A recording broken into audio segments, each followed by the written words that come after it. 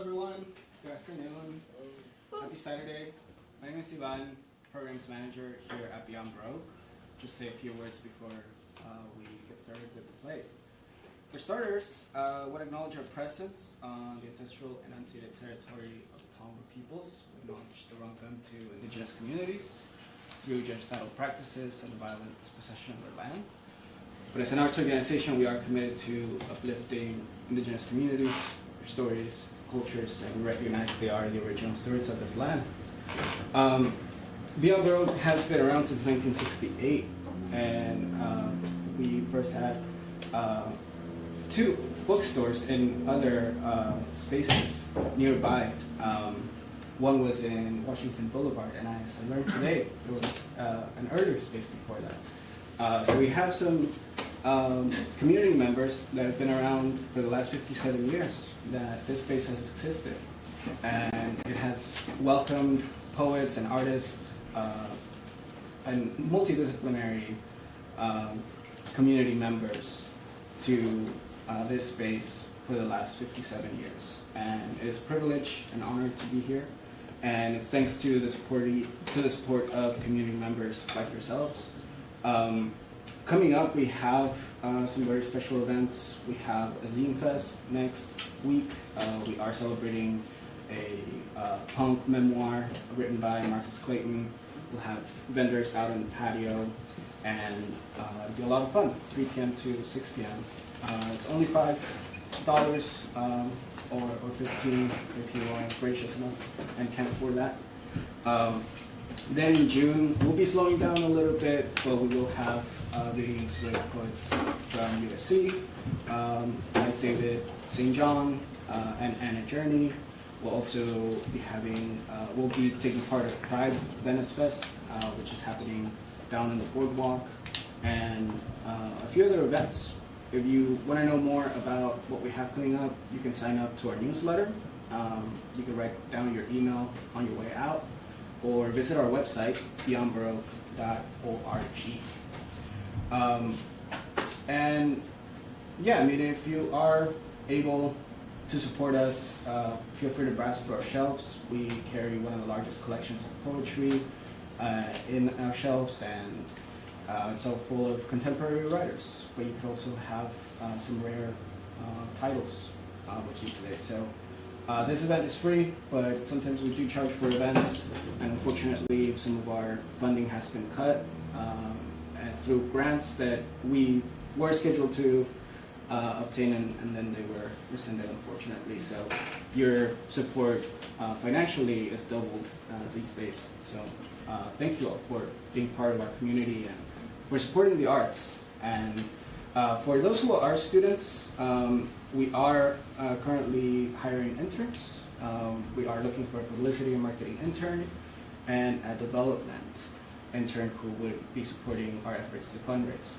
So if you are currently an undergraduate or a graduate student, feel free to talk to me or to Rhiannon in the bookstore, and we can get you more info about it.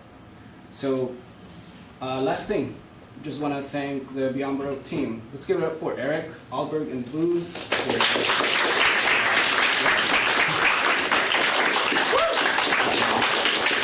Our directors Jamie and Quentin, and Rhiannon in the bookstores again, and Genesis, who all make this place beautiful and thriving. So without further ado, let's welcome Tyler Neufeld.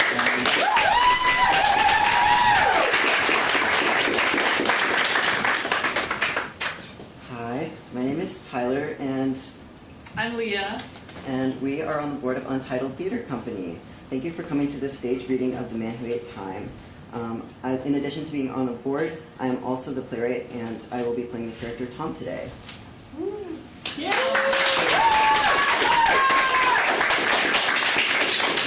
Untitled Theater Company is a student theater company at UCLA. We produce only student-written and original works. So we have something cool like the Playwright Circle, which this show was shared at one point. It's a really great environment for students to workshop their work and develop it. We have some also very exciting events coming up and some other shows coming up. First is To Inherit a Parrot, which is happening Saturday, June 7th in Hedrick Movement Studio at UCLA, written by Anthony Nash. And also Fish in the Tank, which is happening Saturday, June 14th, 15th, and 22nd, and is being produced part of the Hollywood Fringe by Cerulean Long. And then also we have our Playwright Circle Showcase, which is when our Playwright Circle members present their work in like shortened forms, and they get feedback, and it's a very low-key, low-stakes, casual environment for them to be able to share their work and talk about it. And that's happening on Sunday, June 8th, and that'll be at UCLA also. Yes, so we have all these events. You can find them on our Instagram, which is also on that QR code by the door there. And without further ado, we'll get started with The Man Who Ate Time.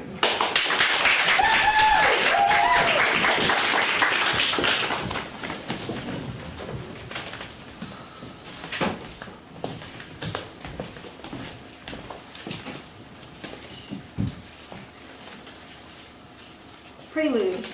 Tom's messy apartment. Part of a kitchen, visible stage left. Definitely a couch, bought used. A table, a window with nothing behind it, and a TV. Not necessarily on the wall. Tom is dreaming on his couch.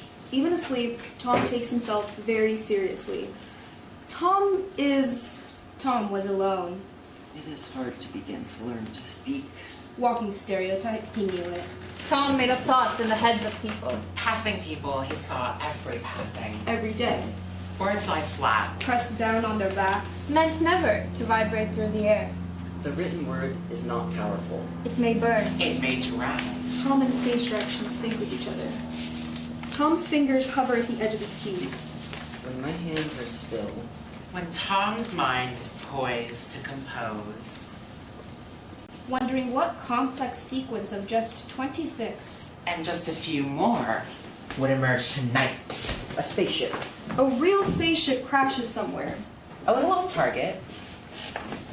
About a mile away, Tom doesn't notice the bright flash of Light. Up, out. A little larger. Light away. Up. Farther. Light. Than your average firework. I'm blinded by blank screens. Portal to mirror, bright to black. Tom's TV screen loses power momentarily. Alien shadow slink back crawl dance. An abandoned ship's tiny blinking light explodes tenfold, Hard to tell. I can't see, cannot hear. setting fire to massive, intricate artwork. Crop circle. Beautiful plant molecules. Microscopic organization gone. Alien skin senses subtle temperature differences. The alien slips through Tom's cracked open window. Hi, Tom. Scene 1A.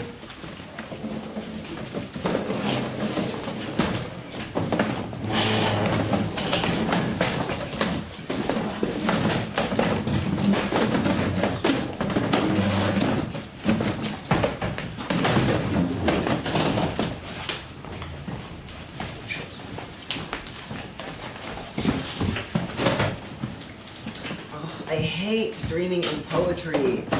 I need a moment. Tom reaches for his notebook. Have this. He flips through the pages. No, it's fine. It's really good. Is it? It's awful. Awesome. So, He will, I suppose, start at the beginning. he was trying on purpose to make himself sentimental. Happy? His hands moved lower, and he shuddered as he felt his mostly hairless stomach. Had his hands moved higher, he would have shuddered as he felt his hairless face. I thought about the empty Empty tea tea bottles. Saved away at their Ziploc bag. Ready to be used for something. Art! Once something is done, It's done. Move. Move away Glass. From where? From here? Paper. Residue. from me. Get away from Do they still melt down horses. horses to make glue? who? You. I was. I used to cry about that as a child. Where? You are... What? An actual pause. I think it's illegal in California. Impossible. Their labels have been torn away meticulously.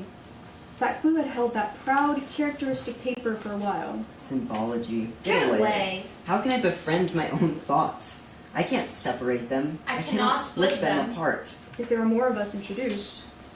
One of us would have sunglasses and be a wondrous spirit of time. Time. They would say, Looking on expectantly. Hello? Hello. Hi. They would wrap himself up in a great Big. Blue. Vegan. scarf to keep from the cold. Vegan? Because time is very, Very ethical. And even they have limits. Time would have the most inhibitions. I would feel superior to them. Tom might already. Time is a woman. The way God is a woman. Neither exist. exist. Time would fall through layers of atmosphere. And the sun would be burning and moving from behind her. Eclipse Eyeglass eyeglass protection protection. program. She would be glowing. And she would say, Looking unexpectedly. They would say, hello. Because what else would a spirit of time say? Can I force myself to be creative? Tom wonders aloud if he can work himself past the bone. Maybe I give up. I keep track of math. My concept must be gender. Because what else do I have? An alien emerges from the wreckage. They touch the earth and air Air. for what might be the first time. It's hard to tell Just by looking. How many souls do I hold inside me? If there were more of us, well-guarded Jenga tower giants threatened the toppled daily. The man who is young. What would he say? He would be polite. He would, I suppose, say hello. Hello. He says, He says, time, I have all the time, I have it inside me, and it disappears. I eat all the time. Where does it go if it does not go to my face and harbor itself within my skin? Where does it go? Where could it go? It goes to my stomach. I eat time because I am young. I eat time. there are too many of me. Some you might say. say. Copies made in a factory, built from pure Wi-Fi. Potentially DNA. Can't prove shit. Wait and see. I should watch. I should learn. I don't. And I, personally, don't trust the one who eats time because he eats time. And what kind of monster would do that? I want to puke time. I want to create it from within me and make an infinite amount and puke it all up and throw it all up and put it all out there and talk to the man who eats time and scold him from within himself and from outside of himself and tell him what I think because he does not matter to me and I hate him and I want him to die and I want his opinions to die and I hate him and I hate that he eats the time and I wish I could puke it out but I can't puke out any time because There's the one who is old, but he is dead and he did not ever exist. I am weak and stupid. not to the one who eats time. No? No, he is not. There is one, somewhere, who is lovable. Who was genuine. Tom, has traced the scar from one side to the other, skipping past that part That one part right there in the middle. And that is all that really matters to me. The one who eats time is for me to be lovable and genuine and honest and forthcoming. Tom I doesn't don't. hear the scrambled steps of alien feet. There's one somewhere, stomping nearby. The alien usually likes to walk through the crop circle mazes at least once before moving on. They're human targets. there's time who says, here goes. I am time. I pass by and take and go through people and in and out of their bodies. And most of the time, the bodies soak me up. But sometimes there's a special one. A one who eats me up and stores me in what must be his stomach because I cannot make my mark on him the way I usually would. I cannot crease his forehead. Tom knows he's out of sunscreen. I cannot add sparkles of wisdom into this one's eyes. I cannot allow him to stop getting carded because Mockingly. there are the hormones who say, I am a scientific word for something no one really understands. I change, and some might say I destroy. And I am the unconventional internal friendship, and I am best friends with the one who eats. And I am trying my very darndest, very, very best to modify the stomach so that it is possible to consume the concept of time. The alien outside winces. Do you want to know a secret? I I did that part without the permission of the government. I modify the body so that it is indestructible by the forces of hatred. More mockingly. Hormones say, kill me, will you kill me with your needles? Think about eye tattoos. Every Time. You. pick me up. Alternation. Stiff. Skin. Altercation. Altercation. Surface tension. Jamming. Blood Pool. Well up. Needles have very small eyes at the end and they can see things. I'll never get to see. Molecular change sparks in complete darkness. Mitochondria never see the light of day. And you had all the chances in the whole entire world to be thankful for me. Truly thankful! And you fucked them all up. Didn't you? Didn't mean to. I like to think scientists may one day be able to take out all my DNAs one by one, pull them out with tiny tweezers. Replace them. Even more mockingly. But scientists are all incapable pieces of shit. We must wait, but we have time. Time says fuck you. Fuck you and your stupid stomach. I hope it all catches up to you one day. You cannot run from me forever. You cannot eat me forever. The alien is preparing to crawl through a window. A pause. Damn it. Stupid. Fucking stupid. Why would I even... Oh, whatever. Good night. He stops and redirects himself towards the fridge. Time for a late night snack. And no, I'm not crazy for talking to myself. No, Tommy, you're not. I'm not crazy. This is what authors do. Or like, soon-to-be authors. As soon as I'm published. As soon as the publishers respond. As soon as I email them. Tom starts a grilled cheese, as is his tradition when he's upset on Tuesday nights. This is great. I can mutter as much as I want. Any word I want. And Luke and Millie aren't here. They're off fucking who knows where. Actually fucking who knows where. So no one can hear me. And no one can judge me.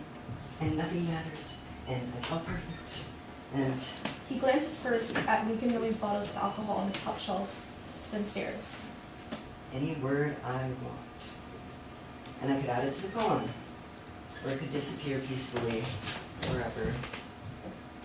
Peacefully. Full of peace. Quiet. He takes a swig of orange juice from the jug. Well, Chef Tom has outdone himself again. Tom reaches for the remote, but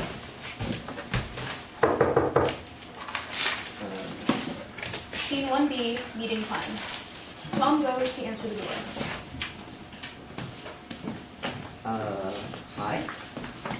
Hi, Tom, I hope I've come to the right place. This is my house, yes. Well, apartment. Technically. You're right, of course. It's hard to keep track. I've just been to so many other people's apartments or, well, houses before yours. Are you the new landlord or something? Don't be ridiculous. You're Luke and Millie's friend then. You're serious. Always. Tom, you called for me. I did? You invoked me I did not. last night. I think I would remember that. You didn't hear the spaceship crash. Nope. You didn't see the spaceship crash? What crash? I really am surprised you don't recognize me. Did we go to high school together? I mean, if you want to get into semantics, I went to high school with everybody. I'm time. Who are you really? I just told you. Come on, Tom. I'm waiting. Time taps one of her many watches. Me too. I know this is hard to accept, but I've been sent to you for a reason. Shut up, hallucination. Let me get a good look. Huh. You are exactly how I imagined. I like your scarf. Thanks. It's vegan. No way. Must be a dream. Nope. I'm as real as everything else. Can I come in? Tom opens the door for Time, then beelines for the remote. Hey, hallucination. What should I watch? I'm a spirit, not a ghost, and not imaginary. Time clicks her hands and shuts the TV off. How did you do that? Object-centered micro-time travel. Easy. It's no sonic screwdriver, but... Tom runs to the kitchen to stare at his favorite wall. Okay. Of course time is real, but she's here and appearing in the way that I wrote in the poem, that's magic? No, it was nothing. I was scrambling for ideas, I didn't call for anyone, and I don't need help. Oh my god, I was writing, and just now I was reading, and I was about to start editing, getting some real work done, before you so rudely interrupted, is what I would say if you were real, but you're not. So, I made time up, and this is crazy. I don't need a guardian angel. Contemporary angels don't exist. You're 2,000 years late. Time? Time is here? Oh my god, I don't know what's wrong with me. I've been sober, I swear this really shouldn't be happening, it really shouldn't. I've never even had like hyper-realistic dreams ever before, so what is this? Tom walks towards the door and opens it again. So there you have it. My argument against time is you are sadly mistaken. Goodbye. Thomas, Tommy, Tamias, Tomothy, T-Dog, Bro. It was the best of Toms, it was the worst of Toms. Tom, buddy, I think I know what happened now. You wrote that poem yesterday, right? Yeah. This was the second day in a row I woke up in the middle of the night. First there was an earthquake or something loud, and tonight I just had a bad dream. Not an earthquake. Sorry, I accidentally skipped 4 a day. Time travel isn't exactly rocket science. I might have landed this spaceship a bit wrong in the 6th dimension. To put it in your terms, I parked a little far from the curb. Okay, so you're the concept of time, and you're completely imprecise, and apparently I'm suffering interdimensional levels of stress. So I accidentally summoned you, and now you're here. You got it. Alright, one little bit. Tom checks on Millie and Luke's room, putting an ear to the door. They're not here. How do you know that? You know what? Not even gonna ask. Tom walks in slow circles. How long am I going to keep seeing you? How long are you going to be here in my house? Apartment. Tom glares. Yes, my apartment. That I actually don't know. Tom squints. No, I don't, Tom. I wish I did, but I don't. I can't. That's entirely up to you. You're stuck with me until we figure out what's gone wrong with our relationship, and until I can fulfill my purpose. Tom speaks to the wall again. What is the opposite of an imaginary friend? A hallucinogenic enemy. Yes, I'm sure this temporary hallucinogenic enemy will disappear by tomorrow. That noise I heard was just some kids fucking around. So, I just gotta wake up, right? Fly! Wake up, Tom.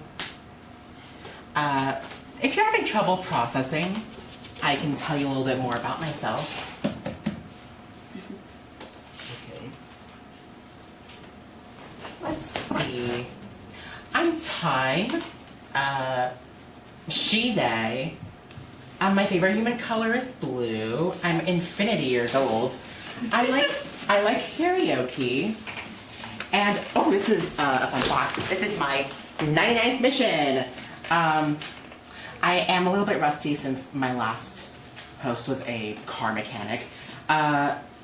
You see, we spirits get calls from this dimension from humans who have a damaged relationship with a force of nature. But I did not call for you. Oh, but you did, Tommy. My name is Tom.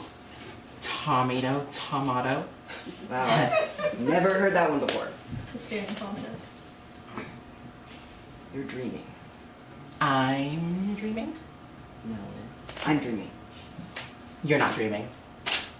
Blink. Fine, whatever. Okay, honor to meet you. Thank you so much. Do I have to, like, feed you? No, but food is always a nice bonus on top of the emotional gratification of helping a poor lost soul have a grand realization about their life. For your information, I have a sweet tooth. You can have a cupcake for breakfast tomorrow then. They're leftovers from Luke's birthday. Ooh. Don't get too excited, they're stale. Oh, no problem. Objects after micro time travel exists after all. Or should I say before all and during all? Whatever, you can take the couch. Tom enters his bedroom and slams the door. Time pulls up on the couch. Luke and Millie approach the porch outside. You have the keys? No, I gave them to you. I thought maybe they're in your back pocket. Luke reaches into her pocket and proceeds to pull her in for a kiss. Save it for inside. It's cold. Luke searches for the keys. Millie knocks. Sorry, I don't know where they went. Are you kidding me, babe? No, I know I have them in here somewhere. Do you think Tom's still awake? Probably not, though. I do think he's been staying up later recently. Luke knocks again, louder. Oh, wait. They were in my pocket. The door swings open. Hi, welcome. Hello. They enter and set things down. Hey, sorry, you just caught me off guard. Tom didn't say he was having anyone over tonight. I'm Luke. You must be the other people who currently live here. Yep. Tom rushes to interrupt. You are? I'm Time. Nice to meet you. What an interesting name. No, Time. Her name is spelled so interesting, like Thyme, like the herb. Her mother was, or is, she's still alive. They're hippies, so yeah. That's nice. I always wanted a cool name. That's a funny couple name too, you know, Tom, Time. Oh no, we're not. It rhymes. No, honey. How would you even combine those names? Like, Tile? Time? No, I like yours better. Neither. Equally bad, huh? Yeah. Well, we should get sleep soon. How was the comedy show? Funny. Cool. Well, good night. Luke and Millie exit, closing their bedroom door. No fucking way. Other people can see you? Why shouldn't they? Okay. I don't know how much you've known about me already, or if you've been creepily watching every second of everyone's lives. Oh, it's not like that. Good. Well, so a thing about me, I'm a transsexual male, and my roommates don't know. And I would appreciate if you could A, keep that between us, and B, let them keep believing that lie, and C, don't say anything else to them about being the concept of time, and D, help me out and magically fix my life as soon as spiritually possible. I'll do my best.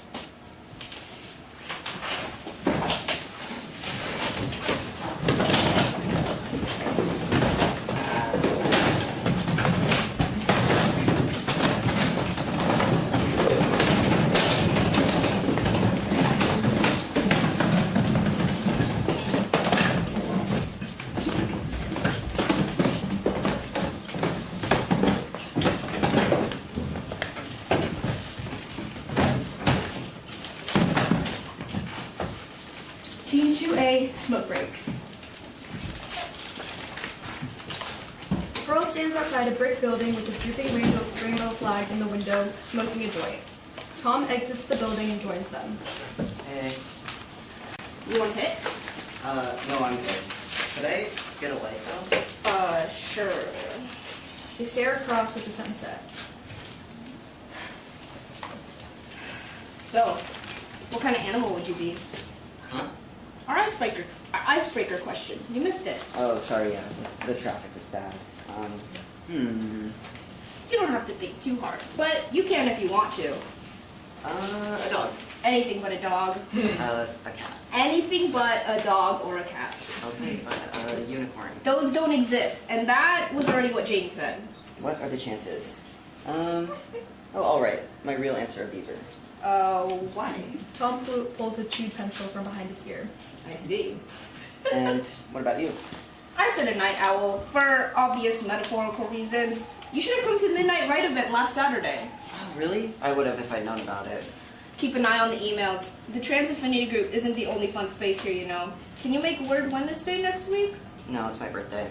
Holy shit, wait, next week is my birthday too, on Monday. Wait, really? How old are you turning, if you don't mind me asking? 22. You? I'm turning 31. Well, happy early birthday to us. This is random, but were you at the Writers Meet and Greet last November? Yes! OMG, that's it. I knew you looked familiar since the first time you came to the group. Yeah, that was a great event. I actually worked through some writer's block. And I meant to come here for more stuff after that, but But? I don't know. I just didn't. Yeah. I found the flyer for this trans space at the trash can at Central Library. Damn, one of the ones I put up. Hey, hateful people will always hate. That didn't stop you from being here. If it had been on the wall, actually, I don't know if I would have given it a second glance, so blessing in disguise. Yeah, I wish we did more large-scale programming with the library. Yeah, but I like these small group sessions a bit better. The meet and greets can get pretty crowded. At least then we have name tags. We used to have name tags for every event, but, you know, budget cuts. Damn. I'm kidding. Today someone probably forgot to... Oh, shit. That was me. Pearl stubs out their joint, slinks down against the wall, and sits on the sidewalk.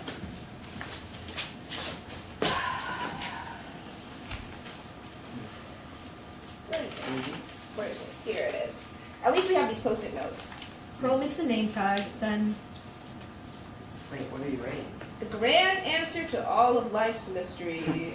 Awesome. I'd do anything to just figure it all out. It's not. It's for the next group activity. Have you been introduced to the BQ? The barbecue? Tom stubs out his cigarette. No, BQ. You'll see. I don't want to lose my train of thought. Oh, okay. Pearl folds the note into their front pocket. Jean will probably explain it better than I can. Yeah, no problem. You know, we could do, like, a joint birthday thing. Oh, but they're on different days. So, we'll have it on Tuesday and combine our parties. I wasn't planning on having a birthday party, but maybe. Yeah, I'll see if I can throw something together. I can help plan it. Are you sure? Dude, event planning is literally my job. Only thing, do you want to host it at your place? It's finals week, so I don't think my roommates would be, like, cool with it. And we should get Alonzo's absolutely killer pizza. Yes, I love Alonzo's. That sounds good. Or I could cook something. Cool, yeah, we'll think on it. Okay. By the way, is the center hiring? No, unfortunately. Technically, I'm just a volunteer, but Janie said there might be some budget increases next year, so we'll see. Janie pops outside. Hey, we're about to get started again. Scene 2B, the first bi-weekly trans affinity group meeting at the Cleveland LGBT Center.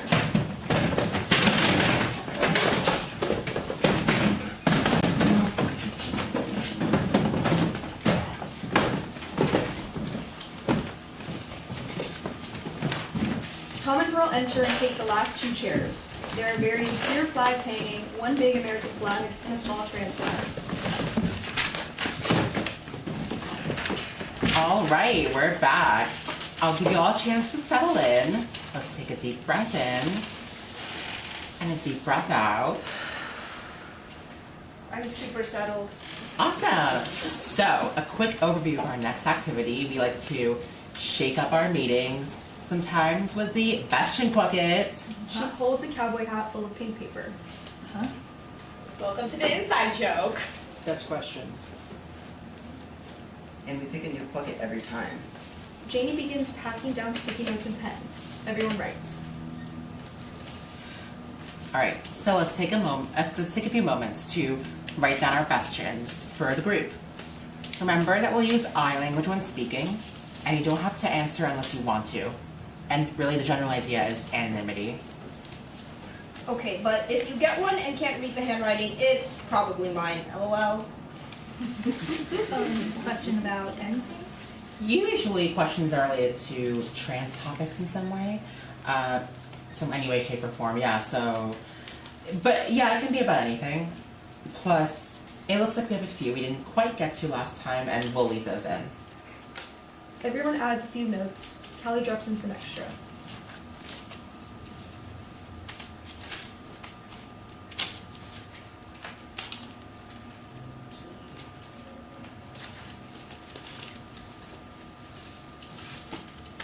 Alrighty, let's drop in those last post-it notes. The bucket lands with Axel, who mixes it very thoroughly.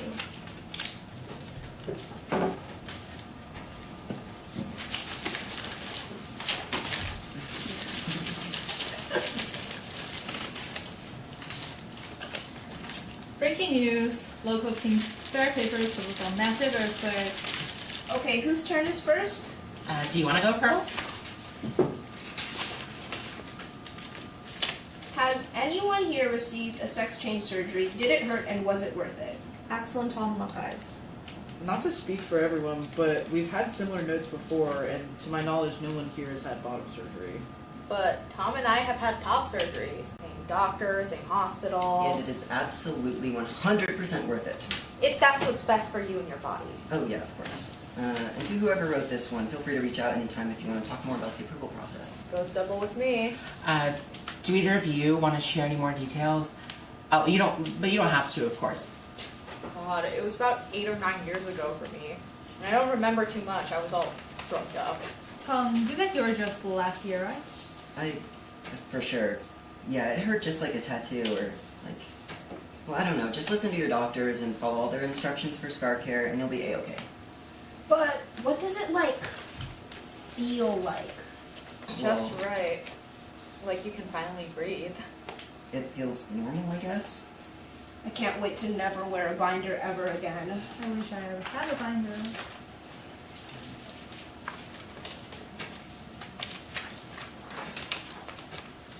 How much did it cost?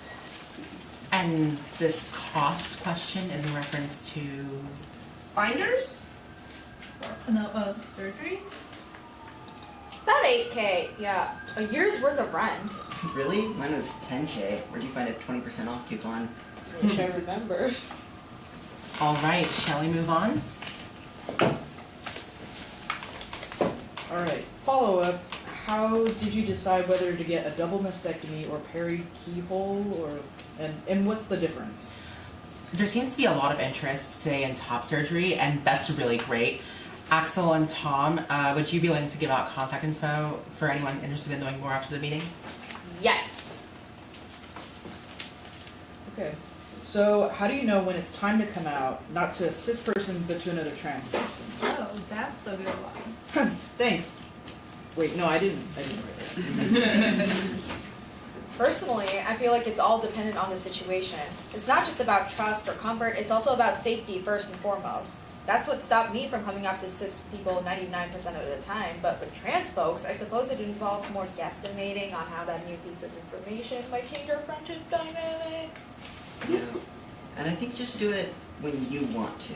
It's not about whether or not you're ready or whether they're ready to hear it, because there's never a perfect time. There's not a friendshipometer that says, whoops, you tipped the scales, you know each other too well, you gotta come out. No, there's not. So just think, is this going to help you? Is this going to make you happier? A friendly reminder that we all use I statements here. Right, sorry. Am I going to be happier? Is this going to help me? Well, to be honest, I guess it was a big step for me to start coming here last year.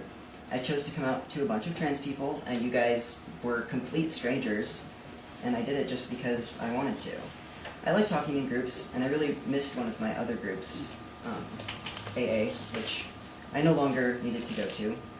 So I would spend my days just teaching and writing, and teaching and writing, and teaching and writing, and teaching and writing, and even my cis roommates don't know that I'm trans. Well, I'm glad you started coming to the affinity group. Thanks for taking a chance on us. I relate a lot to what's being said. I also didn't really come out to non-binary people until I joined this group. And it's like a 3-hour drive for me, so I really had to commit. But I also feel like less pressure this way because I really don't see it all around on the day-to-day. Yeah, I think I pretty much treat trans people and cis people exactly the same. So this topic is kind of interesting to me. I mean, I choose to come out to all queer people I meet all the time, regardless of their gender. And like, not to be cheesy, but it's really about finding community at the end of the day. And with cis people, it's just most of the time. I don't know. I mean, there's definitely an expectation to educate, but most of the time I'm very willing to do that. If I'm the first person that somebody meets, I want them to at least have not a negative impression. Yeah, I think for me, I'm glad to have the agency and ability to choose now. There was a long period in my adult life where, as I'm sure many of us had, where, I didn't have the privilege to transition or to pass. I had to be out de facto to everyone, and it sucked. It took a long time to figure myself out and learn to be okay with not caring too much about passing, and now I've found it a little bit easier to choose to be out and loud. Well said.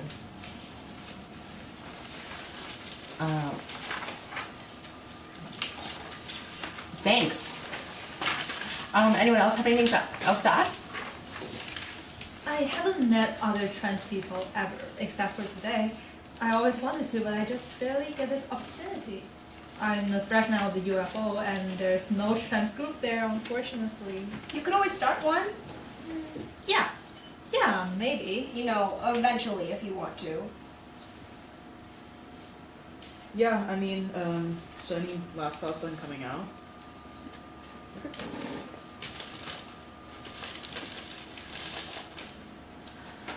Okay. This one says, has anyone else ever had an insane metaphysical experience or potential hallucination where they were visited by a spirit presenting as a woman and claiming to be the concept of time, or just me? Cool. What? I was joking. Once when I was a little kid, like 4 or 5, I got really sick while I was like at my grandma's house, and I hallucinated about time.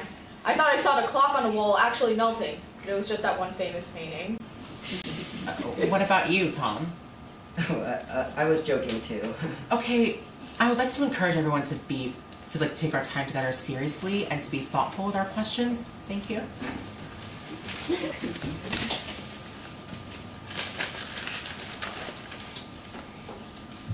I think I got Pearl's program. Everyone's invited to me and Tom's 26th birthday party next Wednesday. Be there or be at Pink Square. That's a post-it note pun. You averaged our ages? Yeah. Why?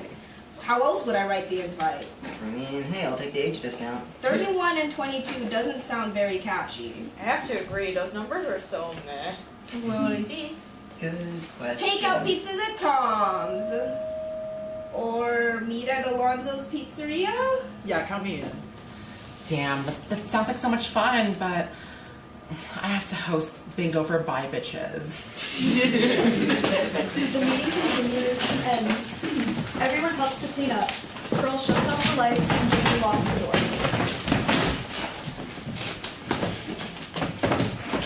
Scene 3A, birthday lights.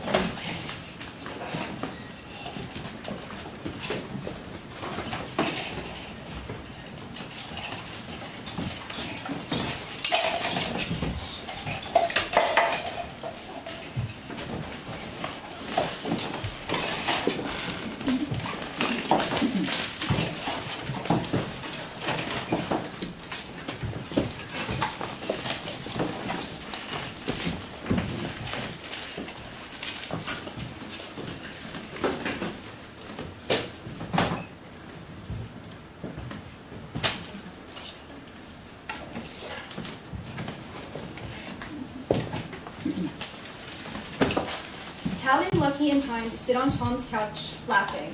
Pearl sits on a chair. Axel and Tom sit at the dining room table with the leftover pizza. So what happened? Well, I gave him a soda and closed the window on him. Like I didn't care if you're 12. You can't pay with orange paper money. Or at least I definitely didn't want that. I would have taken it.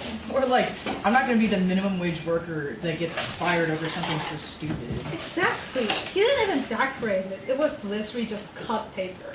That's hilarious. I've been a barista forever, and I've actually never encountered that exact scenario. One time, though, 2 kids did walk in on each other's shoulders in a trench coat. You're lying. Dead serious. To a coffee shop? Why? Just for fun. What did they order? A tall double espresso? I don't remember, but it was impressive. They balanced the whole time, and they didn't spill. How old were they? I don't know, like 10? 3 kids balancing. Wow. They said 2 kids.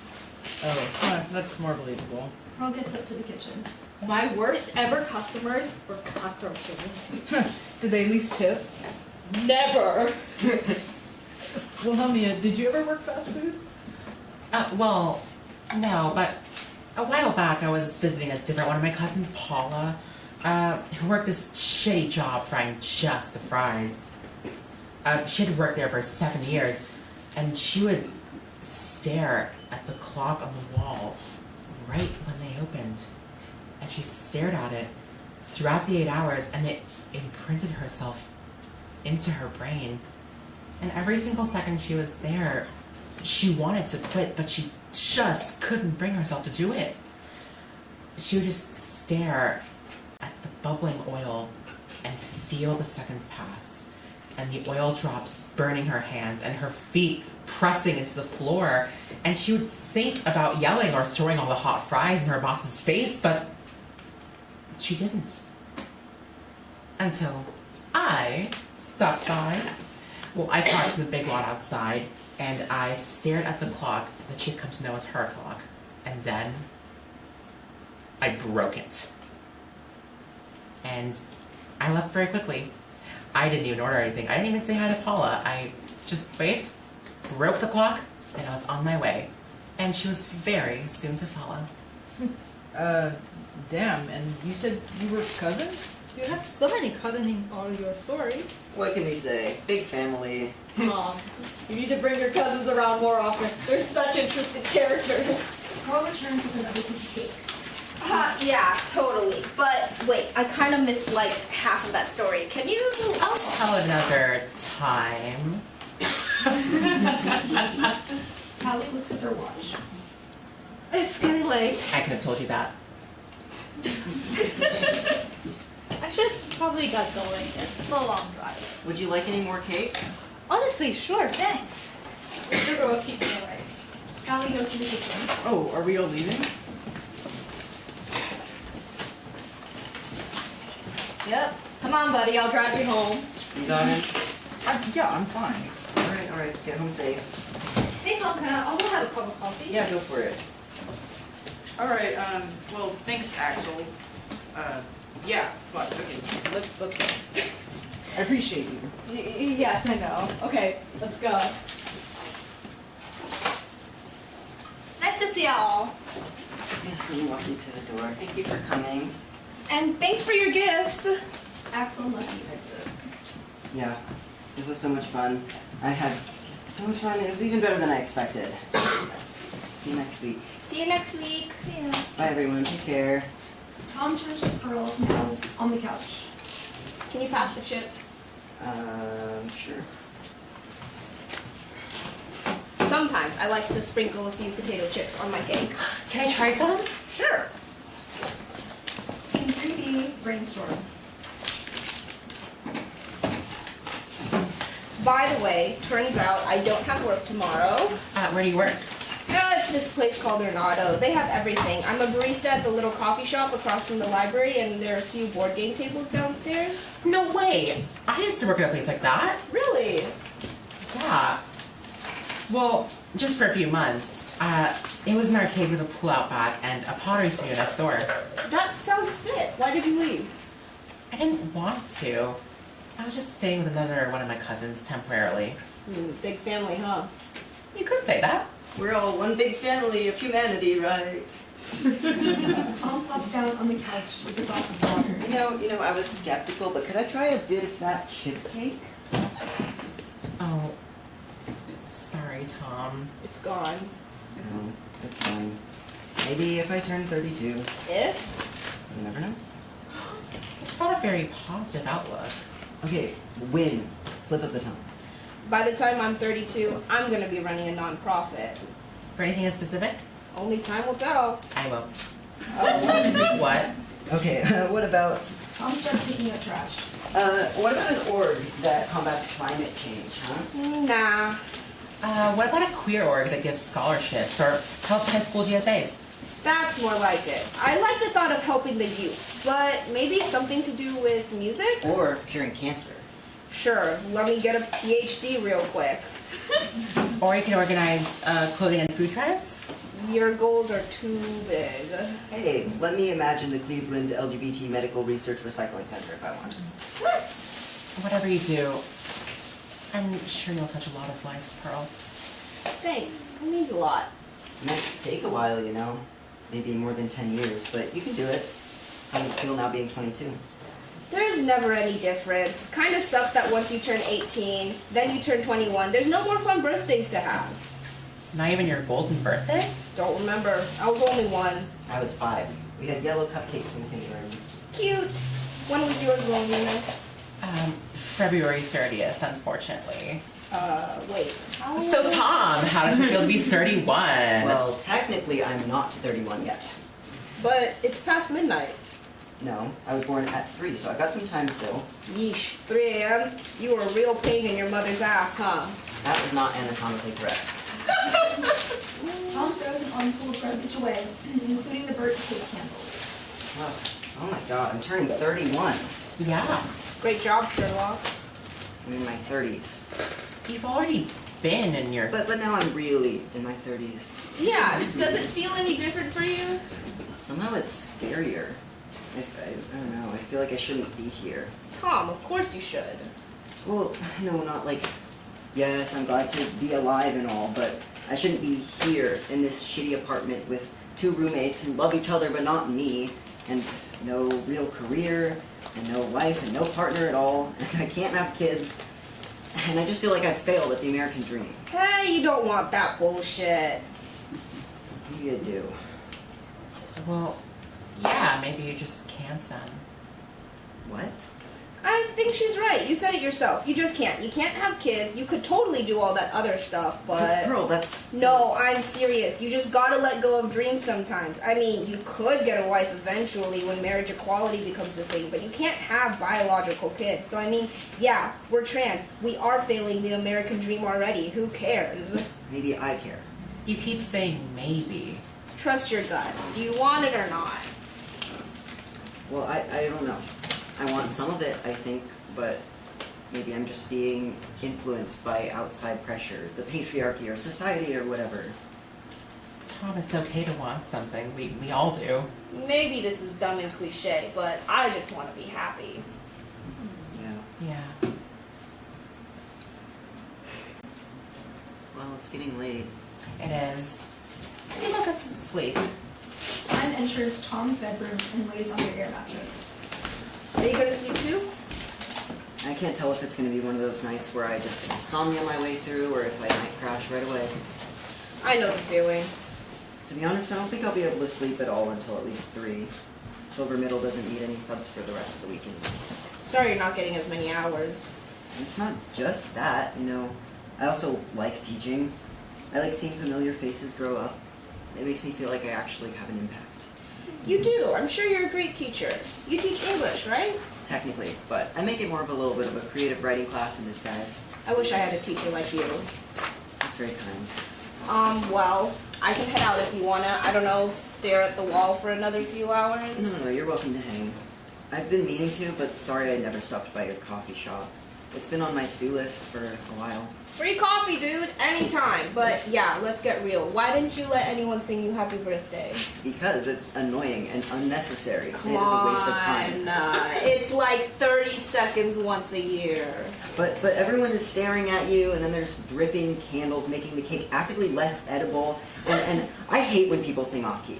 Yeah, we're not a professional choir, and no one likes the happy birthday song. But dude, you started yelling, "Stop! Stop!" Okay, I just hate it, okay? I don't want to be the center of attention. That explains the draft of brain open, mouth closed, written spoken word poetry for... Wait, I never told you about that. It was just lying around in your kitchen, hidden under all your cookbooks, that is. Those are Luke's. He got them for his birthday, but he hasn't used them once. Safe spot then. How much did you read? Just the cover page. Don't worry. I wouldn't go through your stuff. It's very gendery. So I'm glad you found it and not him. Maybe he did find it and he just didn't say. Fuck, was that a stupid place to hide it? No, I'm gonna go get it. Tom goes to the kitchen and flips through its pages. Could I ask you a question that I would normally ask in group? Go for it. Do people actually call you they, them in real life?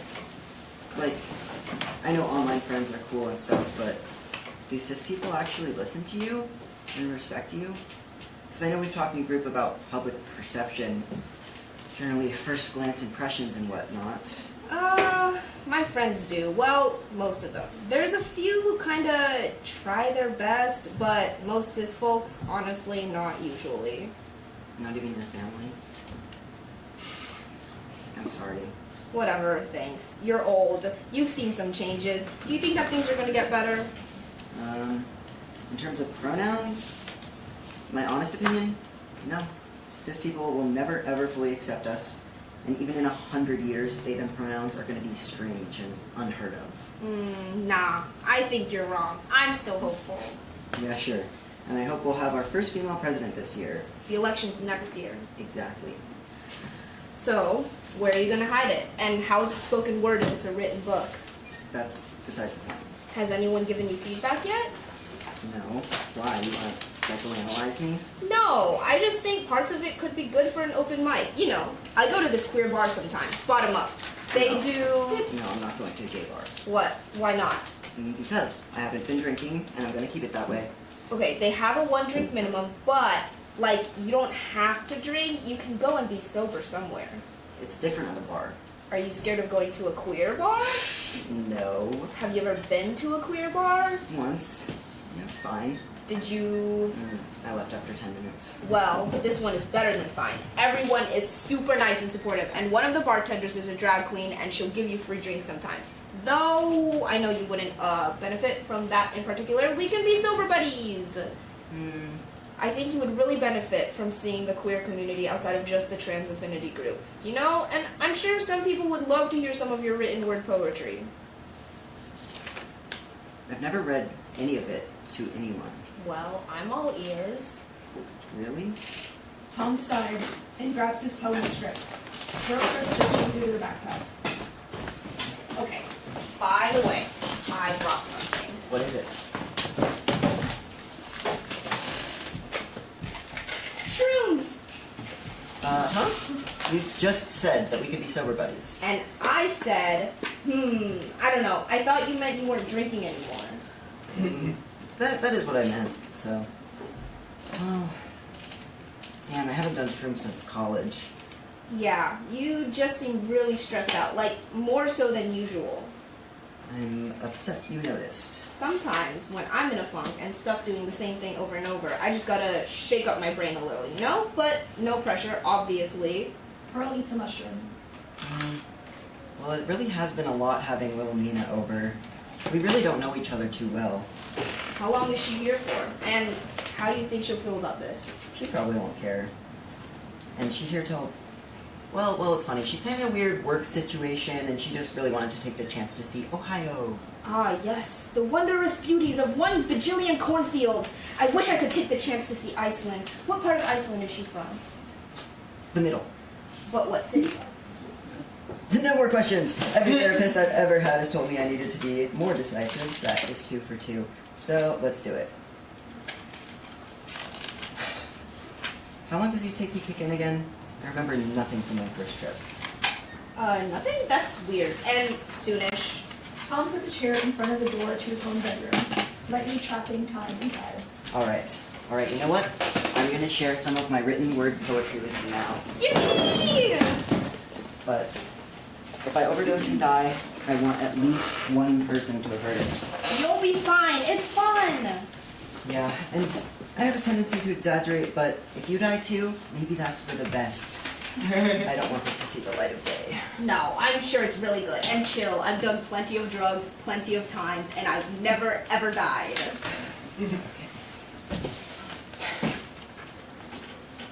His hands moved to the stars. Why are you talking in third person? I'm reading the poem. Oh, LOL, no, keep going. Okay. He was trying on purpose to make himself sentimental. Tom hesitates. You feeling okay? Let's skip forward a bit. Can you read for these white lines here? Oh, sure. Okay, thanks. What do all the colors mean? They're almost like different wavelengths of thought, different little half-formed characters in my head. Sick. I can almost feel them coming to life. Tom reads the yellow lines and Pearl reads white. Okay. And the young man, the one who's up there, that one who he eats time, he says, why are all of you so against me? What did I do? I did not choose to eat time. I'm not some murderer, for time went into my stomach all on its own. I didn't put it there. It didn't put itself there. Things happen. The alien is preparing to crawl through a window. And Jesus said, Well now, Hello. And. why are you writing this? And. I'm watching you from up here. I'm sitting comfortably on a custom cloud couch I ordered, along with the concepts of love and friendship, and there's a blank spot here. Time is on vacation. Your hands have been cold for minutes. We are watching you, Tom, and we are watching you, the man who eats and looks young and eats time. And we are watching you, and we can see everything you do. But we are not omniscient, and we cannot judge you because we cannot see your heart or the reasons why you are eating time. So be not afraid, I guess. We are always watching with tattooed eyes and tattooed eyelids because we are not afraid of pain, because we know that you are. And we cannot judge you, Tom, and we cannot judge time, for we do not know who decided to put the time into the stomach.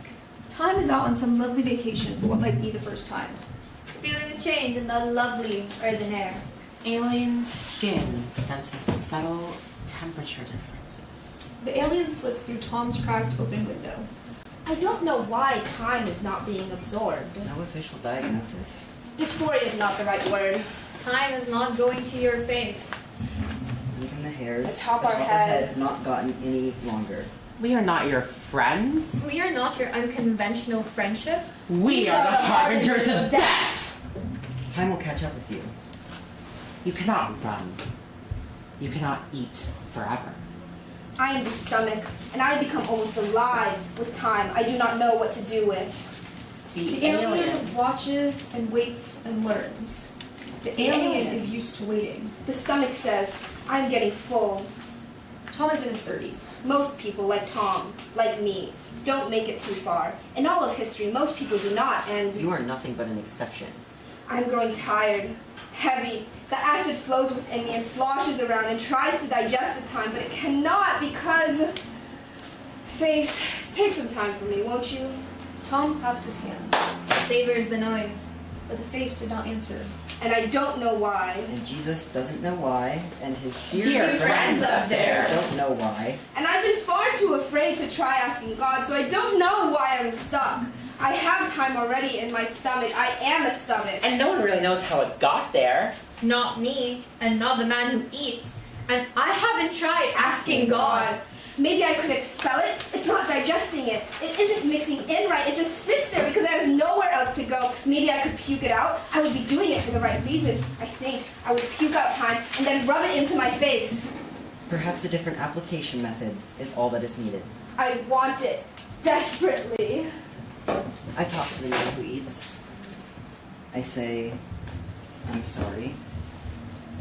And he says, I forgive you. For now, time will kill me. It always does. Do not be sorry, dear stomach. I know it is not your fault. It's not either of our faults, and it is not time's fault. Alien shadows slink back crawl dance. Abandoned ship blinking light explodes tenfold. Hard to tell, setting fire to massive intricate artwork. Crop circle, microscopic organization, gone. It is Jesus' fault, though even he does not know it. It is Jesus' fault and the hormones' fault. They conspired together, those bastards, and they ruined me. Another pause. What? Are you feeling it now? I need to tell you something. No, it's not in the pages. Stop with the poem. It's stupid anyways. I like it. I didn't expect it from you. A little weird, but I thought it was It's not about the poem. It's about time. okay. Wilhelmina, isn't Wilhelmina. I mean, is she wanting to go by a different name now? You know, I thought it was odd that she was the only cis person at this whole hangout. No, not that. Okay. One of us would have sunglasses and be a wondrous spirit of time. They would say hello. They would wrap themselves up in a great big blue vegan scarf to keep away from the cold. Even time has limits. So, back to the pages now. Next slide. Can you actually force yourself to be creative? No, stop, don't you get it? The poem? Yeah, it's great. I think it,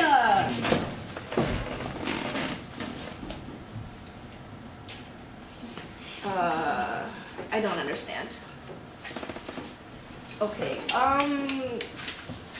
I think I missed a section. No, shh, you're gonna wake them up. No, I'm not. You're the one being so loud, dude.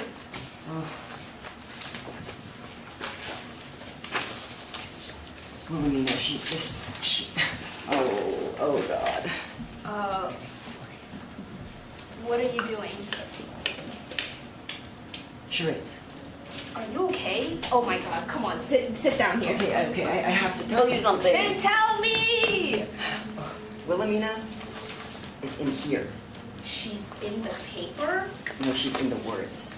She's in the air. She's everywhere. Wait, dude, you're starting to scare me. Okay, Wilhelmina isn't her real name. Her name is Time. Like T-I-M-E, Time. I know it sounds crazy. Okay, but she's my guardian angel, apparently. I don't know what to do. Dude. I summoned them on accident from another dimension last week. Well, I guess I summoned them about a month ago when I wrote this stupid poem, but then they said time travel, quote unquote, isn't rocket science, and so they came too late. But just in time for my complete midlife crisis, and I've been trying so hard to get rid of them. But they're stuck with me until we figure it out. What? Until we figure out what is happening between time and me. Wait, so are you and Wilhelmina cousins or no? No. Oh, okay, gotcha. So, just so I, know, wait, can you say that again? Hey, breathe! Oh, I can't breathe. This is all crazy. The Wilhelmina thing? No, the drugs. Tom gets up and stumbles over to the bedroom door. I'm not having any big hallucinations or revelations just yet. Give it some time. Okay, that's the very thing I'm trying to get rid of. Oh, right. Tom checks. Time is still lying inside, and he closes the door again. Seems like she's a heavy sleeper. Yeah, I thought she might have gone away. Into thin air? You know you can't get rid of time forever. Sure I can. But then wouldn't the world, like, freeze over and everything would die and nothing would be? Don't be stupid. Time used to be in her own dimension and everything was fine and dandy until she came here. Well, how am I supposed to know all that, huh? I don't know. You seem like you're having some pretty big revelations now. I already knew all of this, and I've had to live with it for a week. So time isn't it? I don't know. Yeah? You know it is technically a pronoun. Time is not a pronoun. What are you talking about? No, it is a pronoun. No, it's not. Yes, it is. I don't. Never mind. So, time is Wilhelmina from another dimension. Yes. Sick. And it was summoned from another dimension because of your poem. Yes. And you already tried getting rid of it just by living with it and waiting for a revelation. Yes, for 7 whole days. You know, I'm glad you're mature enough to accept all of this. I am 22 after all. And I am still 30. So beat that time. What was that? Nothing. No. It sounds like you were starting to discover something here. You're angry with time. I wouldn't say angry per se. Pearl starts to look through the rest of the poem. Tom looks on uncomfortably. Are you done reading yet? I just started. Okay. Damn, this thing is long. And hella convoluted. Okay. Time, I have all the time. I have it inside me and it disappears. I eat all the time. Where does it go if it does not go to my face and harbor itself within my skin? Where does it go? Where could it go? It goes to my stomach. I eat time because I am young and I eat time. You think you eat time? It's just a poem. Unless... Pearl moves towards the knives in the kitchen. What are you doing? Tom gasps.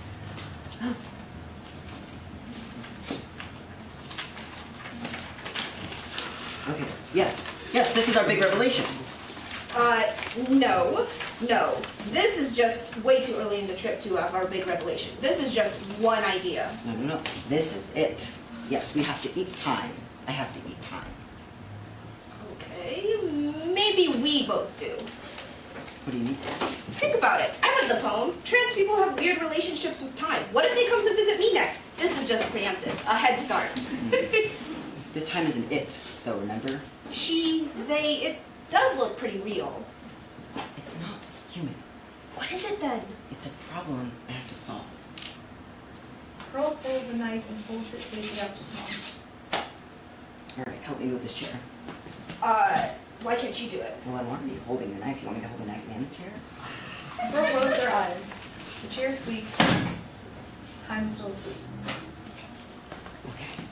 Now open the door. Okay. They creep up to Time, snoring loudly under a blanket pile. Wait, you sure this isn't your cousin Wilhelmina? There never was any Wilhelmina. All right, got it. Proceed. Tom raises the knife, preparing to plunge it down into Time's heart. Stop! Oh my God! Don't stab them in it like that! I thought that was the plan. No, you don't have to kill time to eat a little piece of it. Just like take a tip off of its pinky or something. Pearl gently grabs Time's left hand and raises it up by one finger. Okay, so wait, you just want me to chop it in the air? Well, I mean, yeah, go for it. Okay.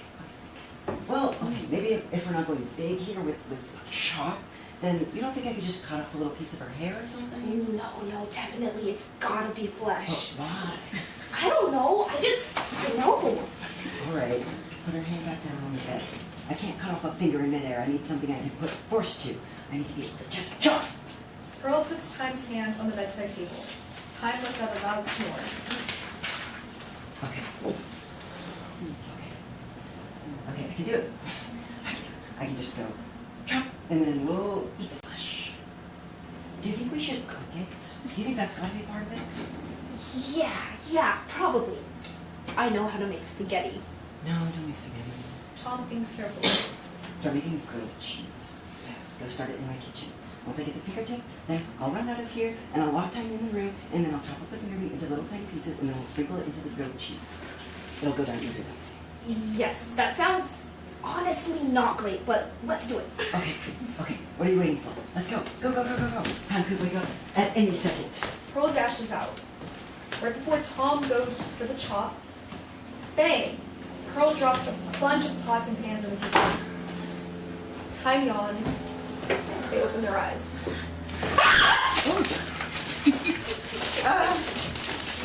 Tom! No! Oh, no, bad, Tom. Don't stab me, dice me, cube, mince, carve, or chop me in any way, please, and thanks a lot. What? That was just... A number of times, people think something so violent is the solution. Goodness, Tom, I thought better of you. Bam! Pearl makes another noise. Who's here? No. Are Luke and Millie at it again? Oh dear. It's absolutely that one. Tom closes the door. It's awful late for a visitor to be over. It's Pearl. Was this Pearl's idea? Well, the drugs was Pearl's idea. Drugs? Oops. Oh no. Tom. And I thought we were finally making progress tonight. Well, we were making progress, and then you woke up. No, Tom, we've been over this before. We have to solve this problem intellectually. No shortcuts.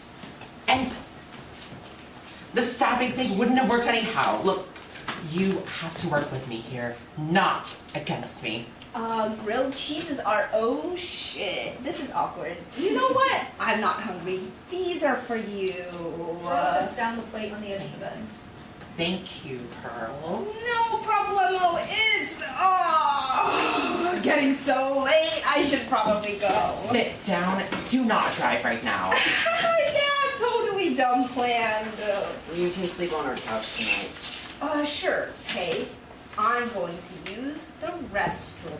Pearl enters the living room and starts gathering all their things. Let's flip this grilled cheese. Well, what do you have to say for yourself? I am so high right now. And I don't want this grilled cheese. Oh. Look, just reach out and grab a sandwich. No, I don't deserve it. Just eat the sandwich, and then you'll start feeling better, and you'll find it'll be a little easier to talk with me. No, I just know that it would taste worse with your finger flesh in it, but it would taste better if that solved all our problems. Eat. It's been such a long night. I can't. Tom collapses in bed. Pearl rummages through their bag once more. Shit. Everything is disintegrating. Everything is all purple and blue. And you're glowing. You're glowing so purple. You can't possibly be this high already. Stop placebo affecting yourself. And I am not purple. Yes, you are. And you're the only thing here. Tom, please just eat. No. I'm gonna cry. Tom, no, don't cry. Do you want to know a fun fact? I actually am purple. You're right. But I'm wearing my human suit, so you really shouldn't be able to know that. But don't cry. But forget I said that. Oh man, I really wish you hadn't said the thing about wearing the human suit. Wanna know why? Because it's fucking crazy. Hey, you know what? Another fun fact. It's past 3 a.m. You're officially 31. Tom curls into a ball. I want a drink. Maybe you could just go to sleep. Luke and Millie pull up into the driveway. But I want my big revelation. If I go back to sleep, then the shrooms will wear off, and I'm back at square one. Tom begins to sob, and time moves closer to hold him. Luke and Millie approach Pearl on the porch, glancing at each other.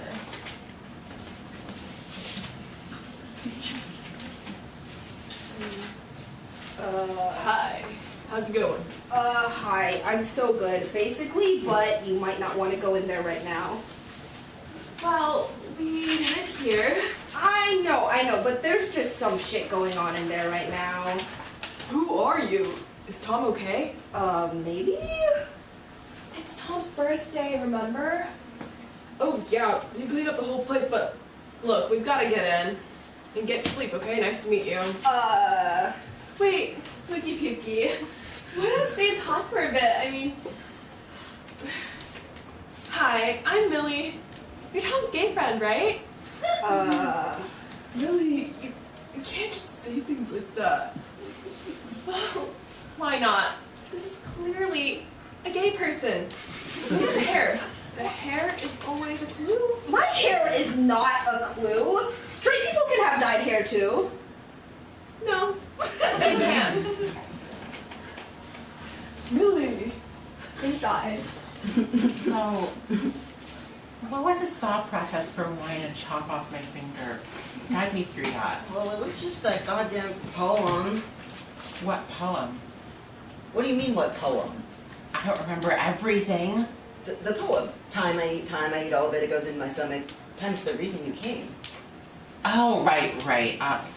I do remember the poem now. That was somewhat strange, but God, Tom, that's not the reason I came. What do you mean? That was the night that the big crash happened. What? Yeah, the big crash, the big bang, the loud noise. Oh, my crash landing. I told you before, I get the dates wrong sometimes. I'm almost human. I'm not perfect. Well, if you weren't called because of the poem, then why are you here? Because of your birthday, Tom. Outside. What? Tell me who the straight face. You've seen a straight person with dyed red hair. Don't think so. It's fine. I'm Pearl. I am gay, sort of. I'm bisexual. And just for the record, Tom has lots of gay friends. Oh, really? Where does he meet all these gay friends? You know, No, I'm curious. just like at meetings and stuff. Meetings? Work meetings? Yeah, just like some bi-weekly meetings. Bi-weekly meetings? Like weekly meetings for bisexuals? Yup. Inside. I was off by a week, but you thought I was a week late. I was a week early. Silly me. Well, it doesn't even matter. My birthday has passed, and now I'm 31, and you're still here. Whoop-de-doo. So, what do I have to do? I don't know. Only you can solve that. Heartfelt meditations, conversations, staying up really late, waking up really early, watching a movie in 2x speed. I feel like I have tried everything. I thought for sure you would just magically disappear once the clock struck. Oh, no. It doesn't work like that. Tried everything, even drugs, even stabbing. Technically, you didn't try stabbing. Want me to? Go ahead. It won't work. Outside. Huh. Tom never told me that he was a bisexual. Me either. Well, you know his girlfriend, right? What was her name? Oh, Time! Yeah, Time. What a funny name. Like an herb. Yum. You two know about time? Yeah, we met her last week. Hey, do you think you could let me back inside? Actually, I forgot something in there. Sure, I do. It's cold. What, so now whatever the heck is happening inside is okay to interrupt? Millie fumbles with the keys. Hopefully? It better be. It should be good by now, yeah. What, were they screwing in there? Were you with them too? Is this part of that whole bisexual thing? What? No, what the fuck? Tom and her, they're cousins, remember? That's not what he told me. Inside, Tom is once again posed with the knife raised. Fuck, no, I can't stab you. I've grown too attached. Aw, Tom. Shut up. They all enter the apartment. Cousins? Oh, I thought they were dating. No, definitely cousins. I think I might have left it in Tom's room, actually. What are you looking for? Oh, nothing. Just the rest of my shrooms. What a cute nickname. What, were you making mushroom pasta? I'll take some. No, not pasta. What? Shrooms, like the drug. What? What? We do not approve of drugs in this household. Well, let me get them out for you then. Inside Tom's bedroom. Maybe I don't hate you. Maybe I'm not scared. Maybe I even love you. Tom practically falls over onto Time's lap and kisses them just as Luke, Millie, and Pearl open the door. What the hell? Yeah, what's going on? You just said they were cousins. We are. No! Jesus, drop that! Quite sound advice for you, Tom. Pearl turns away. Why is there a knife on the ground? Yeah, it's supposed to be in the kitchen. Someone please explain what is happening. If you guys knew about Time being here this whole time, then why are you so surprised that he would try to chop it up just a little? How high are you? Drugs really fuck people up. God, Tom, and you're partially gay? You think you know a fella? What? Who said I was gay? Why should it matter if he's gay? Let's not skip over the chopping up part. Are you gonna eat that grilled cheese? Okay. Listen, Tom, I really wouldn't normally do this, but I think the situation leaves us no other choice. What are you doing? Hold on to me. Hold on tight. Oh, gross. Let go of your cousin. Are we about to time travel? What? Can I come too? Tom, concentrate. Time emits beams of light. What on earth is happening? How far back are we going? I want to see dinosaurs, or at least get more pizza. I want free time travel pizza! Pearl, no! I can only simply carry the weight of one person. I'm late, I promise! I'm sorry. The curtain starts to swirl and the lights blink on and off. Time works their magic and transports the two of them backwards throughout the space-time continuum.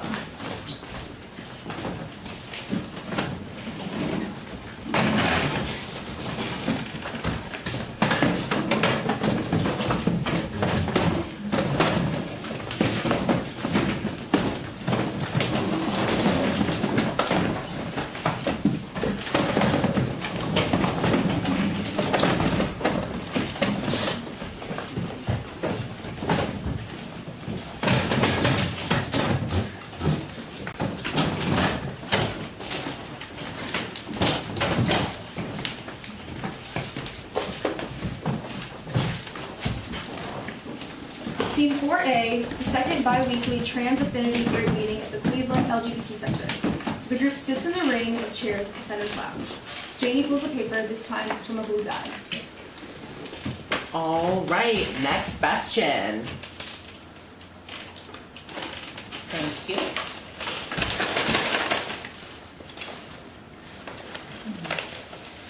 Oh, it's a big one. How did your upbringing, parents, culture, and or religion shape your experiences as a trans person?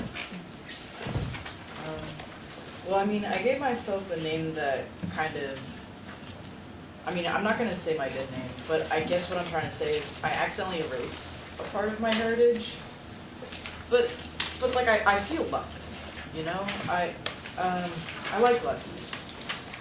And I think hopefully I can make up for that loss somehow, but I mean, I don't know. I never really felt connected with my culture in the first place. That's very relatable. It's a tricky problem because it's like, well, once you choose your new name and say this is who I am, then what does it mean to change it again? I don't know. Maybe my parents are just stuck in their ways or whatever, but I get it. They're from another culture, another generation. Being non-binary but having to present as female literally all the time, well, obviously it sucks. But it also gives me a little bit of encouragement to be creative and work with what I have for now. Like, I might not be able to have a flag in my room, but the colors are hidden in plain sight. That's so smart. Yeah, I have purple, black, and yellow cat plushies. My mother always said, "Oh, that's so cute," and she has no idea. That's hilarious. I feel you about the parent stuff, Callie. My mom passed away when I was 6, but my dad really plays up the generational difference stuff as if language isn't already changing in some way every single year. No, every day. But yeah, I felt disconnected to my mom's side of the family. But my dad was much less religious, so I don't know, maybe that came with some negatives and other positives. I only recently started believing in God again. I just couldn't live on my own. I tried to, but I found I needed to believe in something. At first, of course, I was very Catholic, exactly how my parents raised me. Then I believed in God, but not quite in the same way. And then I believed in myself, and I just waited, and waited, and waited, and then I came out. And my parents, just like that, didn't love me anymore. So it was easy to be a family when they believed I wasn't who I am, and then I believed in nothing, and I drank a lot. I tried to believe in myself again, in writing, and recovery, and community, and so here I am. I think if I'd been born into an even slightly less religious family, I would have had a much easier life. And, well, no, never mind. I try not to get caught up in the what ifs. I only told them after I already had top surgery. It wasn't even a religious thing. Maybe it's a Midwestern household thing, but my parents took a very long time to stop calling me anything other than she. And now we're good. The wait was worth it. Wow, we're all very different people, but it seems like there are a lot of shared experiences between us. You know, I relate a lot to what's been said. Being a second generation Jordanian American, I felt a lot of pressure to conform to what my parents expected of me. And that contrasted directly with my need to physically transition. So, yeah.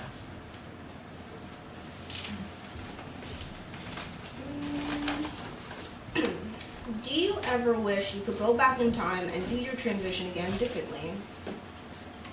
I mean, kind of. If I would have just told my parents earlier just everything I was going through and feeling, maybe they would have believed me sooner. I could have transitioned faster. I wouldn't have had to live like this for so long. I think, yeah, I'm okay. I'm glad to be going on my own journey at my own pace. I came out to my dad when I was 17. I did my time with the short haircuts, but it was definitely a period where I was super dysphoric about everything. And it took a while for me to grow into the label of trans non-binary. I definitely want to go get top surgery, but honestly, I like my voice, and I don't know if I need hormones. Well, opposite. Yin and yang. I want hormones, but not top surgery. I guess I agree with the everyone's on their own journey thing, but I also have things I regret. Who doesn't, you know? I wish I hadn't run away from my family after coming out.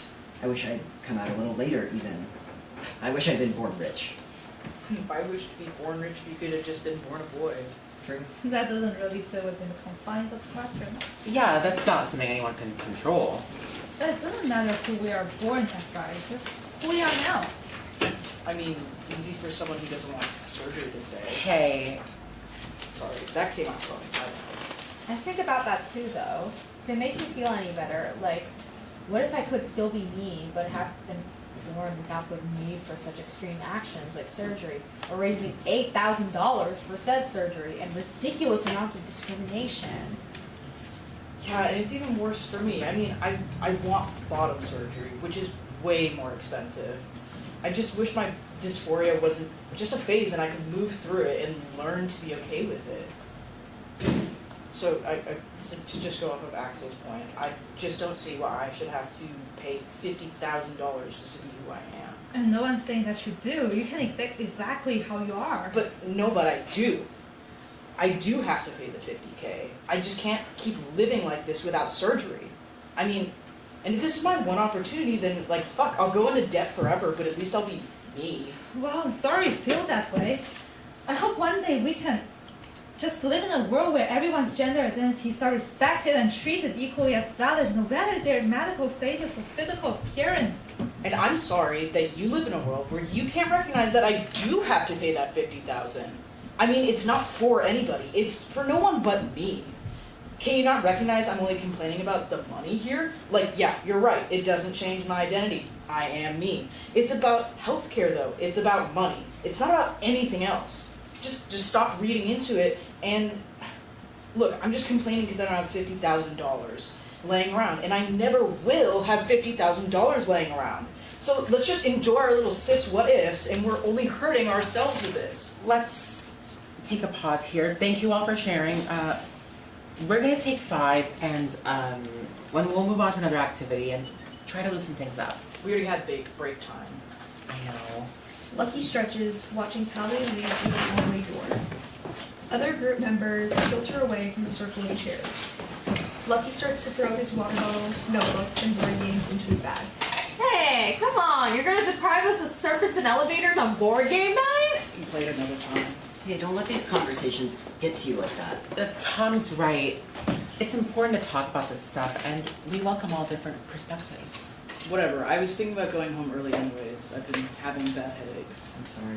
That sucks. It does. Callie re-enters. I'm gonna go and sleep early, have a good rest of the meeting. See you guys in 2 weeks. Lucky exits. Tom glances out the doors to his car. Hey, Tom. How's Philomena doing? Did she make it back to Iceland alright? No, her flight was delayed. She's waiting for me in the car. Like a dog. Don't worry, she doesn't see. Personally, I'm fine with inviting her in. Well, technically the meetings are supposed to be for trans people only, but... She said she felt fine in there with the book. Okay, then.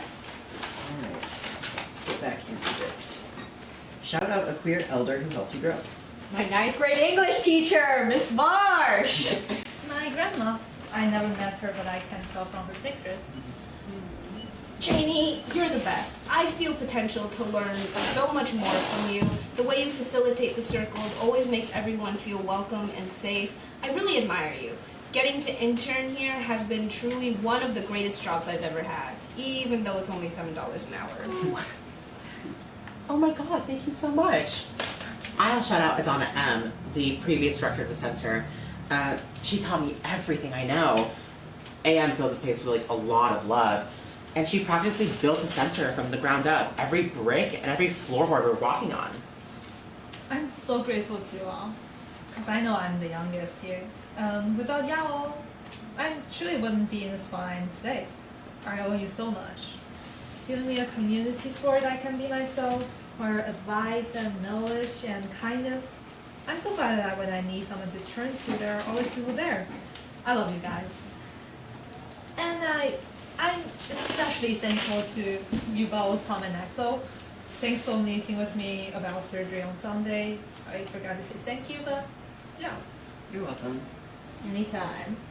I guess I'll shout out my 12th grade history teacher. He was no Miss Marsh, I'm sure, but he assigned a few readings that introduced me to queer literature and honestly inspired me to not just be a writer, but a teacher too.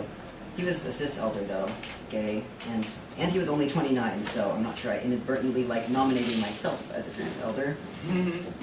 Shit, Tom, if you're an elder, what am I? I mean, I'm serious. I'm 31 now. I am, and at the same time, I'm not this trans elder figure you guys want me to be, that you might even need me to be. And I have another shout out to give to the oldest elder of all.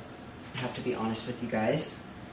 2 weeks ago, I was the one who wrote the question about seeing a manifestation of the concept of time as a human, and I wasn't joking. You've all met her too. Wilhelmina isn't my cousin. She's not anyone's cousin. And she isn't from Iceland. She's an alien from outer space and from another dimension. What? She crashed her spaceship in a cornfield a few weeks ago, and she's been living with me ever since. She can't leave until I heal my relationship with her, and I've tried everything. Talking, yelling, the silent treatment, a birthday party, stabbing, and even actual time travel.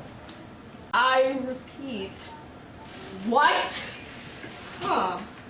Wilhelmina makes so much more sense to me now. I believe you. Axel and Callie shared a concerned look. Okay, if you say so. Time and I have been focusing on my midlife crisis, my writing, my memories, my poetry, but she's still here. And I think the one thing truly missing was community. Because I never had any trans elders to look up to. It's so fucked that we have to move through the world more or less completely on our own. I'm torn between wanting to write and travel and be out and be loud and make waves, or just to stay here and be a rock and build small communities. Because I know that we all need a rock, but I can't be that rock for all of you. Because I look up to all of you too, trans youngsters. Oh, Tom. We don't need a rock. We need a landslide. Yeah, we're not trying to just stand on one rock, we're stand on you. We're all building upward on a rocky foundation you helped to lay. You're still here. We're certainly still here. Yeah, dude, you're not even that much older than us. We need a whole avalanche of rocks to throw him and knock him down to systemic structures. It isn't rocks in you, it's society. And we're not standing on top of the rock, we're climbing up it. I think we're running away a little bit with this. Well, I really didn't intend for that rock metaphor to go as far as it did, but thank you all. He wipes a tear from his eye. That's so sweet. Well, that's all the time we have for this meeting. What do you say we enter with a group hug? Come on, Tom. Tom joins the circle.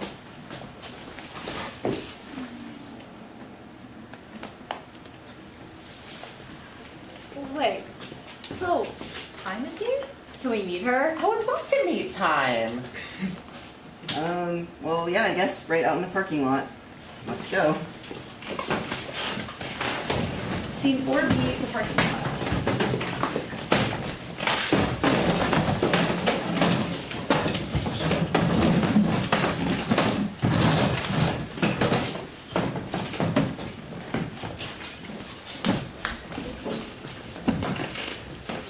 The group gathers their things and rushes out of the center. Janie flips the light switch on the way out and Pearl locks the door. I don't see her. Over there. That's not Wilhelmina, I mean, time. Wait, no. Is that? My car is gray, right next to... Lucky rolls down his window. Lucky. What are you all doing? Come over here, you'll see. Lucky turns off his music and walks to the group. How's your headache? It's a bit better. I was thinking about contacting. Good thing you stayed. We were going to re-meet some very awesome and very special. Tom's cousin is actually the spirit of... Time?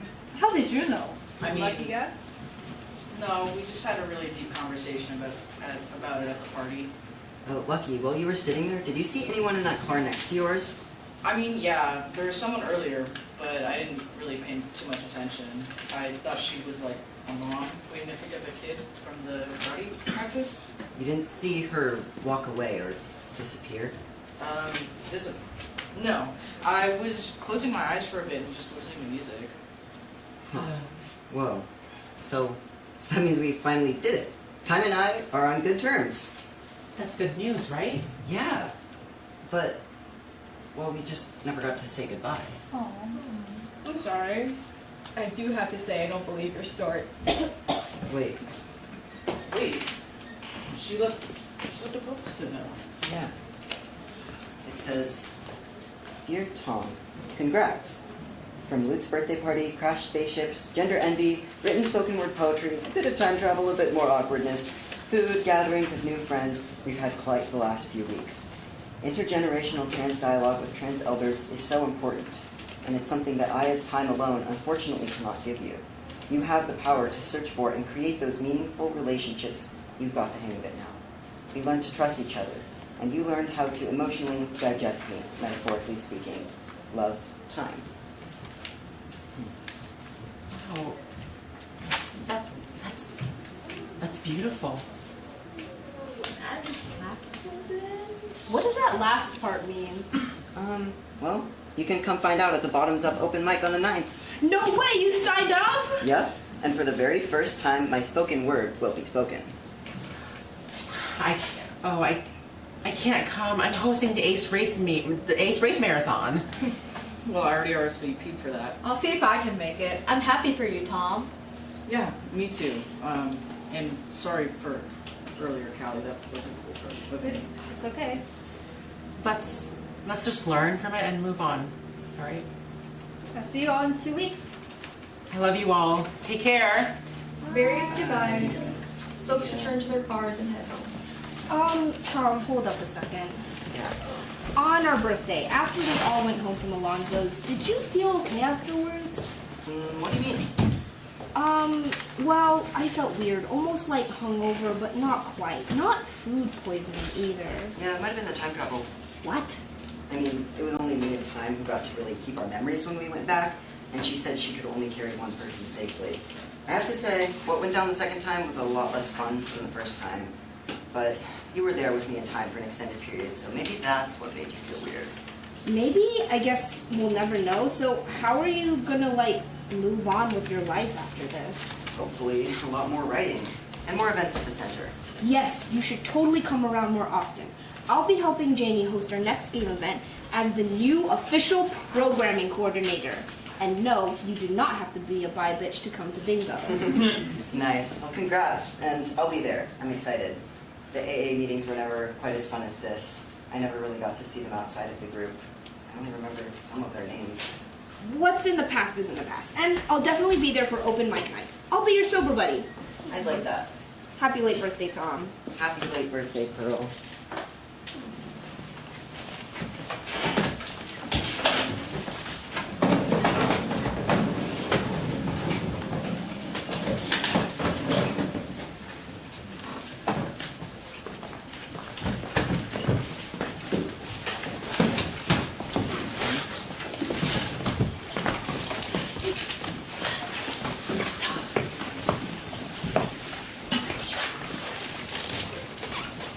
Scene 5, the open mic.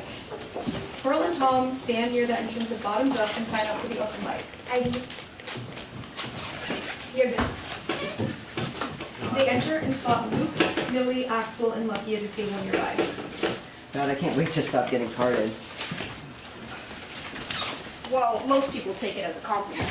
Ironically, my poem is kind of about trans babyface. It's called The Man Who Ate Time. Well, I'm excited to hear your poetry, Tom. Thanks for coming. Wouldn't miss it. Thanks for the invite. Of course. Nice to meet you. I'm Pearl. Luke. It's Millie. Axel. Lucky. I'm nervous. You'll do great. This place is cool. We've never been here.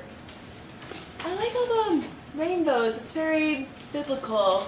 Oh boy. I hope I'm not the first up. They do random order. Oh, they're about to start. The host enters with a microphone. All right, welcome everybody, and I do mean everybody. Look at all you beautiful, sexy people out here. I mean, I can't see you, but this damn light is just too damn bright. But I just got that feeling in my gut telling me tonight is going to be fantabulous. And that is thanks to all of you. So let's give all of ourselves a round of applause. Yeah, few. Up first, we've got Pearl R. and Thomas. You're on deck. Oh my god, I can't believe I'm first. Pearl goes up on stage and adjusts the mic.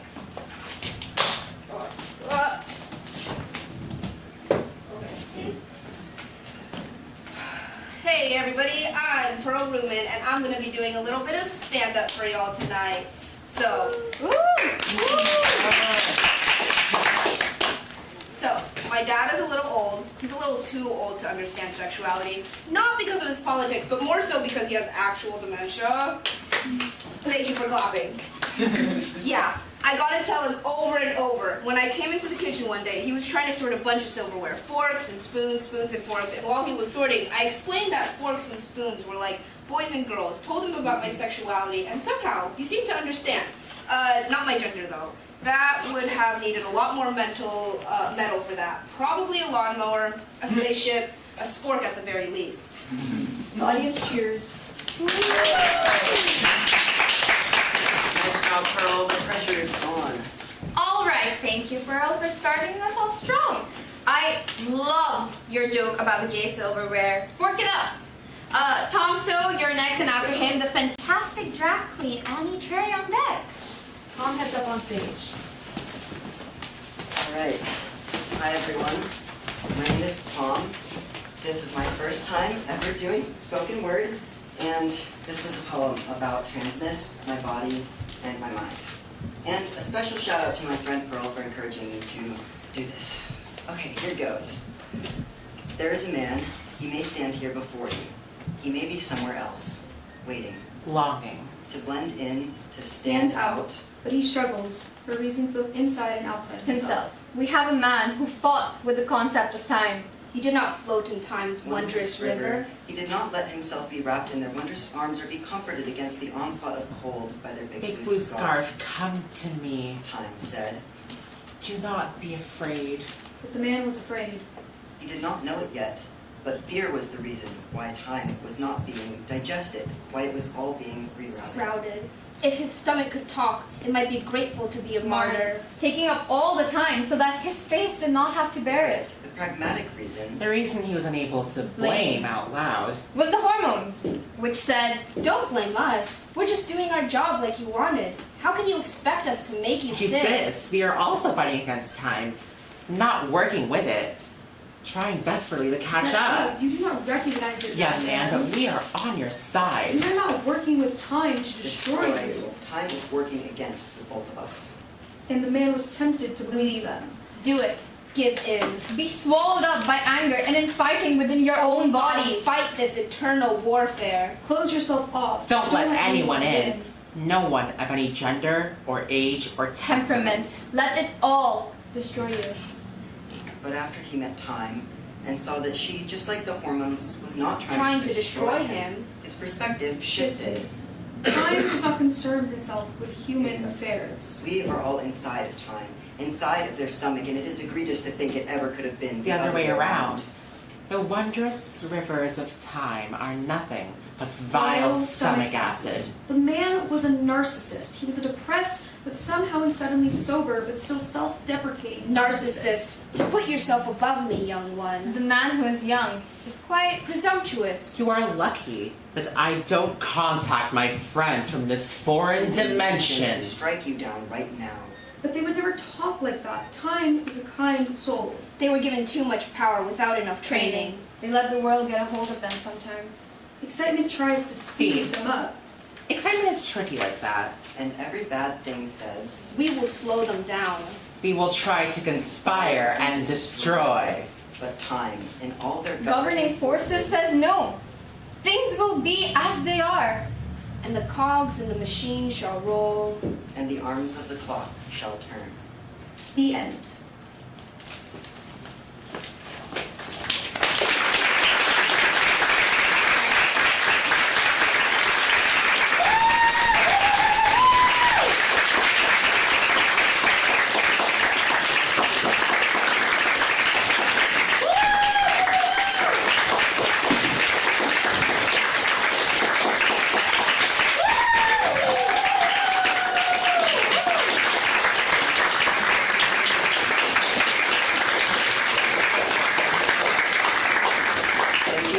much. It means the world that you've come out here, whether you're from UCLA or anywhere else. I genuinely really appreciate all your support, and a huge, real big group hug to the cast and crew.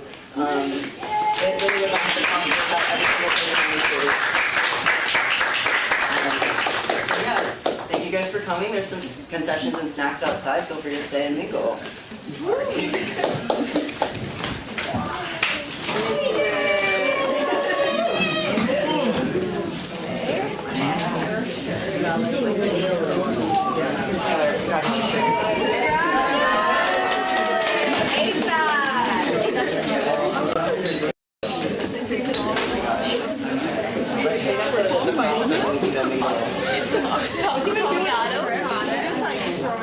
You can either keep it or throw it in the recycling. Can you sign this right